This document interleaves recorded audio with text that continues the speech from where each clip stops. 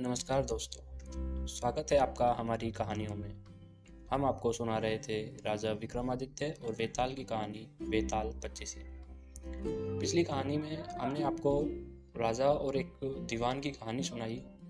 कहानी सुनाकर वेताल राजा से पूछा कि हे राजन, अब तुम ये बताओ कि दीवान ने जैसे ही राजा की जो सच्चाई थी उस लड़की के साथ शादी करने की, वो जब दीवान को पता चली तो उसका हृदय फट गया और वह मर गया।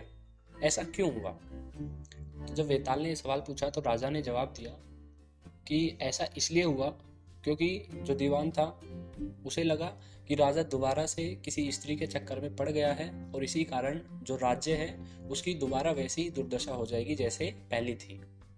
यही सोचकर दीवान का हृदय फट गया और वह मर गया। राजा ने जैसे ही यह जवाब दिया तो वेताल ने राजा को शर्त याद दिलाई और वापस जाकर पेड़ पर लटक गया।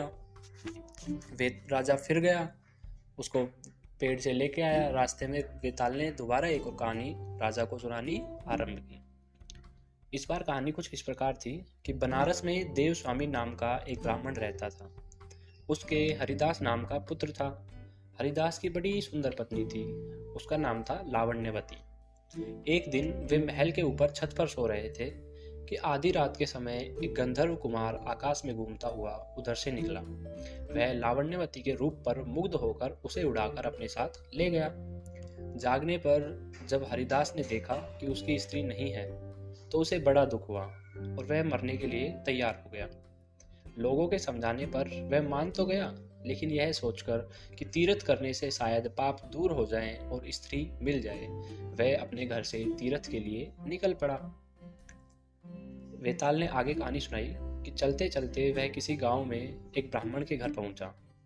उसे भूखा देख ब्राह्मणी ने उसे एक कटोरा भरकर खीर दे दी और तालाब के किनारे बैठकर वो खाने लगा। हरिदास खीर लेकर एक पेड़ के नीचे आया और कटोरा वहां रखकर तालाब में हाथ मुंह धोने चला गया। इसी बीच एक बाज किसी सांप को लेकर उसी पेड़ पर आ बैठा और जब वह उसे खाने लगा तो सांप के मुंह से जहर टपककर कटोरे में गिर गया। हरिदास को कुछ पता नहीं था, वह उस खीर को खा गया। जहर का असर होने पर वह तड़पने लगा और दौड़ा दौड़ा ब्राह्मणी के पास आकर बोला कि तुमने मुझे जहर दे दिया है। इतना कहने के बाद हरिदास मर गया। पति ने यह देखा तो ब्राह्मणी को ब्रह्मघातिनी कहकर घर से निकाल दिया।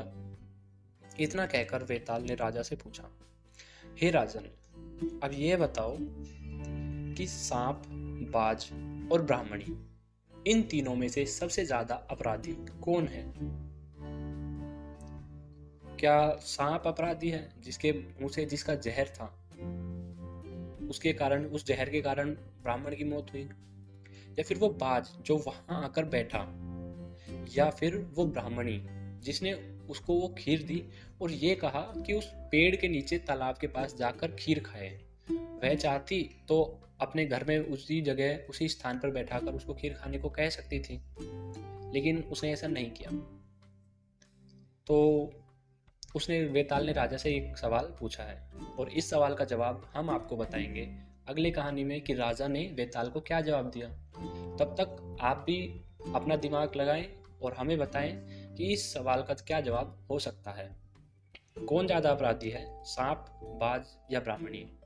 अगर आपने पिछली कहानी नहीं सुनी है, मैंने आपको लिंक में कमेंट में लिंक दे दिया है, आप जाकर सुन सकते हैं। और अगली कहानी तक के लिए धन्यवाद। मिलते हैं हम जल्द ही।